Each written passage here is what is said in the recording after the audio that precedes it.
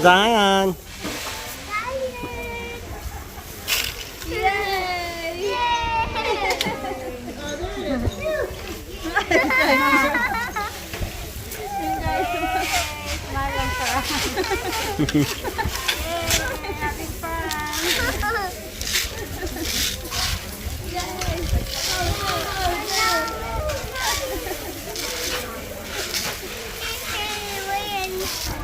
Dami pala nung summer pa tayo pumunta dito para may pictorial sa mga flowers.